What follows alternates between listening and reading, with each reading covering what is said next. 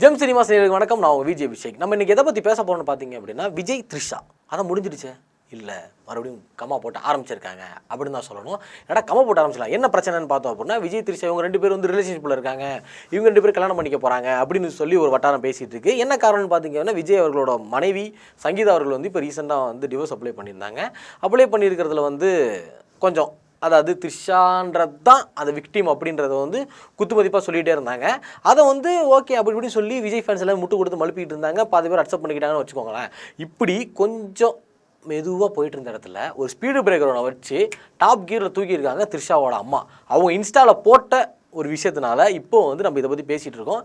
இதை பார்த்ததுக்கப்புறம் எல்லாருமே ஷாக்கில் இருக்காங்க அப்படின்னே சொல்லலாம். அப்படி த்ரிஷா அவங்களோட அம்மா என்ன போட்டாங்க, என்ன காரியம் பண்ணாங்க அப்படின்றதான் இந்த வீடியோவில் நான் டீட்டெயிலாக சொல்ல போகிறேன். ஸோ அதை பற்றி நீங்கள் தெரிஞ்சுக்கணும் அப்படின்னா இந்த வீடியோ ஃபுல்லாக பாருங்கள். நான் விஜய் அபிஷேக், இது நம்ம ஜெம் சினிமாஸ்.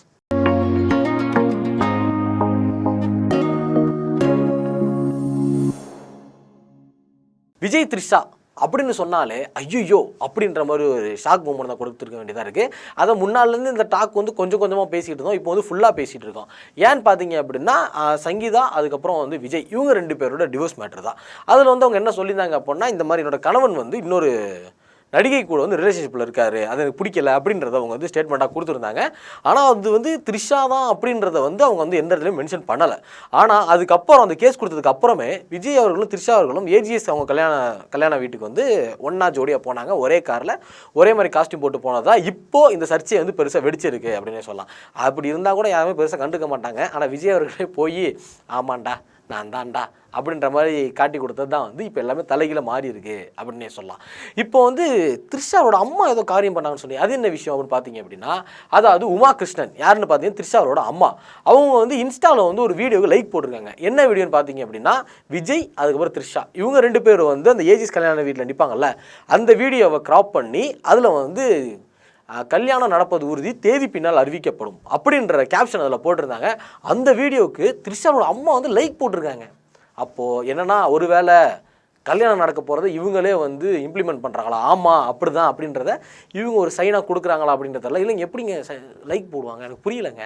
அதுதான் யோசனையாகவே இருக்குது. இதுக்கு முன்னாடி வந்து பார்த்தோம் அப்படின்னா சைந்தவி ஜிவி பிரகாஷ் இவங்க ரெண்டு பேருக்கும் டிவோர்ஸ் ஆச்சு. டிவோர்ஸ் ஆனது கூட எல்லாருமே என்ன சொல்லிட்டு இருந்தாங்கன்னு பார்த்தீங்க அப்படின்னா இது வந்து திவ்யா பாரதி இவங்களால தான் இது நடந்துச்சு அப்படின்னு சொல்லிட்டு இருந்தாங்க.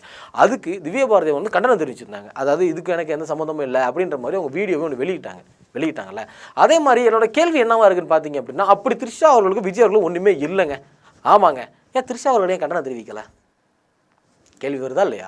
இதுக்கு முன்னாடி வந்து பார்த்திபன் அவர்கள் வந்து இந்த மாதிரி ஒரு அவார்டு ஃபங்க்ஷனில் வந்து குந்தவை வந்து குந்திக்கிட்டு இருக்கணும் கம்முன்னு இருக்கணும் அப்படின்றத சொன்னதுனால உடனே அதுக்கு மட்டும் கண்டனம் தெரிவிச்சு அவங்க இப்போ இவ்வளோ பேர் சோஷியல் மீடியாவில் போட்டு அடி நடிச்சிருக்காங்க. இதுக்கே அவங்க என்ன கண்டனம் தெரிவிக்கலை, ஏன் அவங்க இன்னும் எதுவுமே சொல்லலை அப்படின்றது தான் இங்கே எல்லாருக்குமே ஒரு கேள்விக்குறியாக இருக்குது. இதே மாதிரி ஆல்ரெடி அது கன்ஃபார்ம் பண்ணாங்கன்னு வச்சுக்கோங்களேன். இப்போது இந்த போஸ்ட்டுக்கு அவங்க அம்மா போட்ட இந்த ஒரு லைக் இது வந்து கன்ஃபார்ம் பண்ணிக்கிறதுக்கு ஒரு சைனாக இருக்கலாம், ஒருவேளை தெரியாமல் போட்டிருக்கலாம் அப்படின்னு சொல்லி யார் வேணால் எப்படி வேணால் முட்டு கொடுக்கலாம். சரி, நீங்கள் என்ன நினைக்கிறீங்க? அவங்க அம்மா வந்து இந்த மாதிரி ஒரு போஸ்ட்டு வந்து லைக் பண்ணியிருக்காங்க.